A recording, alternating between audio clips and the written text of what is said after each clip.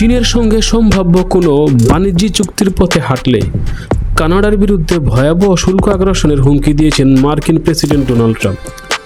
শনিবার দেওয়া এক কঠোর বার্তায় তিনি স্পষ্ট ভাষায় কানাডার প্রধানমন্ত্রী মার্ক কার্নিকে সতর্ক করে বলেন, এই ধরনের সিদ্ধান্ত কানাডাকে সরাসরি বিপদের মুখে ঠেলে দেবে। ট্রাম্প তার নিজস্ব সোশ্যাল মিডিয়া প্ল্যাটফর্ম ট্রুথ সোশ্যালে দেওয়া এক পোস্টে চীনকে ঘিরে চরম আতঙ্কজনক ভাষা ব্যবহার করেন। তিনি লেখেন, চীন কানাডাকে জ্যান্ত গিলে খাবে।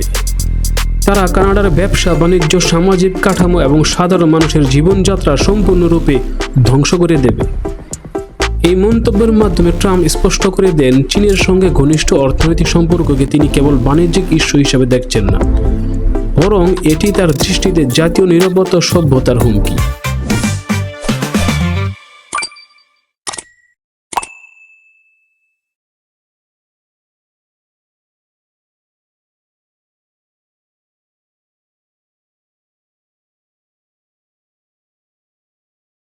ট্রাম্প আরও জানান, যদি কানাডা চীনের সঙ্গে কোনো ধরনের বাণিজ্য চুক্তিতে যায়, তাহলে যুক্তরাষ্ট্রে প্রবেশকারী সব কানাডিয়ান পণ্য ও সামগ্রীর ওপর অনতিবিলম্বে 100% শুল্ক আরোপ করা হবে।